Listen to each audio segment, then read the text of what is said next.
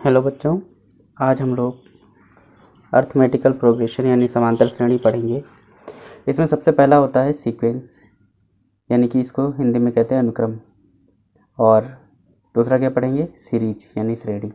अब देखिए सीक्वेंस होता क्या है, यानी कि संख्याओं का एक ऐसा सेट जिसको किसी निश्चित क्रम में रखा जाए और वो किसी निश्चित रूल से रिलेट हो। जैसे या तो वो लगातार बढ़े या लगातार घटे, ठीक है, तो इसको क्या कहते हैं, सीक्वेंस कहते हैं।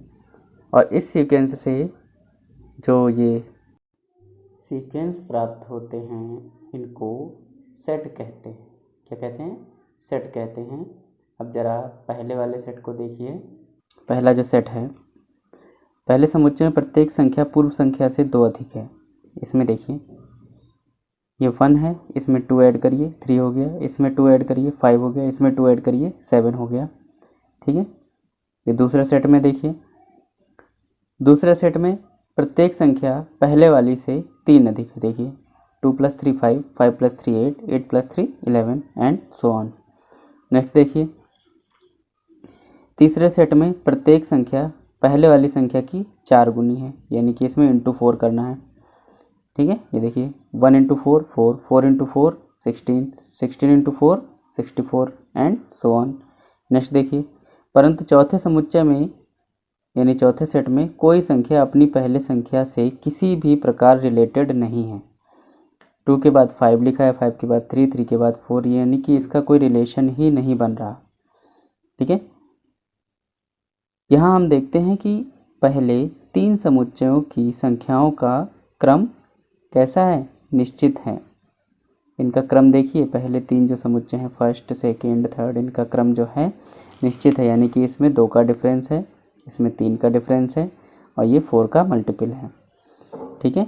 लेकिन ये जो फोर्थ वाला है इसमें कोई भी रिलेशन फाइंड नहीं हो रहा है, इसलिए पहले 3 सेट की जो संख्याएं हैं, जो नंबर्स हैं, वो क्या हैं, वो सीक्वेंस बनाती हैं। सीक्वेंस अर्थात या तो लगातार बढ़े या लगातार घटे, वो भी एक सीरियल में, तो इसे क्या कहते हैं, सीक्वेंस या अनुक्रम कहते हैं, ठीक है। अब अगर इस सीक्वेंस में कॉमा की जगह प्लस या माइनस साइन का यूज कर लिया जाए तो यही सीक्वेंस सीरीज बन जाएगा, ओके, ये एपी बन जाएगा, ठीक है। कुछ और एग्जाम्पल देखिए, यदि प्रथम 3 सीक्वेंस को इस प्रकार पॉजिटिव या निगेटिव साइन से संबंधित करें तो कैसे लिखेंगे इसको, 1 + 3 + 5 + 7, ठीक है। इसको कैसे रिलेट करेंगे, -2 -5 -8 -11। नेक्स्ट वाले को देखिए, 1 + 4 + 16 + 64, ठीक है। या नेक्स्ट इसको देखिए, 1 - 4 + 16 - 64, इस तरीके से। तो ये जो आपको ये व्यंजक प्राप्त हो रहे हैं, ये तो यहाँ पे सेट हैं, जब कॉमा लगा है तब ये क्या हैं, सेट हैं, और जब हमने इसको या तो पॉजिटिव से रिलेट कर दिया या निगेटिव से रिलेट कर दिया तो ये क्या बन गई, सीरीज बन गई, ये क्या बन गई, श्रेणी बन गई। नेक्स्ट देखिए, सीक्वेंस और सीरीज में केवल इतना अंतर है कि सीक्वेंस के जो अवयव होते हैं, एलिमेंट होते हैं, उनको पॉजिटिव या निगेटिव साइन से रिलेट किया जाता है। जैसे इन विशेष रिलेशंस का अध्ययन इस अध्याय में और आगामी 2 अध्यायों में किया जाए। तो अब बात करते हैं अर्थमेटिकल प्रोग्रेशन यानी कि समांतर श्रेणी की। अर्थमेटिक प्रोग्रेशन क्या है कि ऐसी श्रेणी के पद जिनमें प्रत्येक पद पहले पद से कोई नियत संख्या जोड़ने या घटाने से प्राप्त होता है, वो समांतर श्रेणी कहलाता है। यानी कि जो पहला मेंबर है, ठीक है, ये बाकी के जो मेंबर हैं, दूसरा तीसरा चौथा और लास्ट, ये सब पहले वाले से रिलेट होंगे, ठीक है। तो अब कैसे रिलेट होंगे, या तो आप इसमें निश्चित सार्वंतर ऐड करें या निश्चित सार्वंतर घटा दें, तो तो आपको बाकी सारे मेंबर मिल जाएंगे।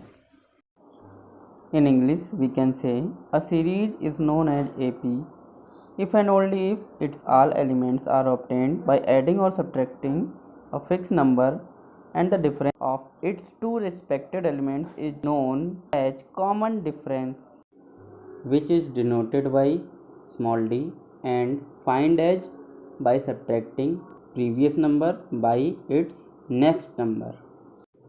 If the common difference of AP is d, then the series is a, a plus d, a plus 2d, a plus 3d and so on.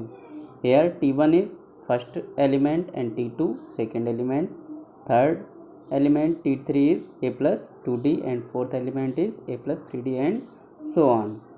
Now the common difference is obtained by d equals to T2 minus T1 or T3 minus T2 and so on. Value of d obtained by these method always same.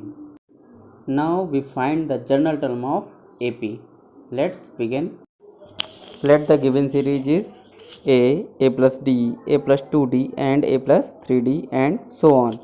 Here T1 is a and T2 is a plus d, T3 is a plus 2d, T4 is a plus 3d.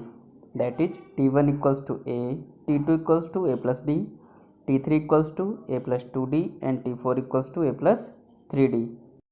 Here you could see that the coefficient of d is less than 1 the suffix of t.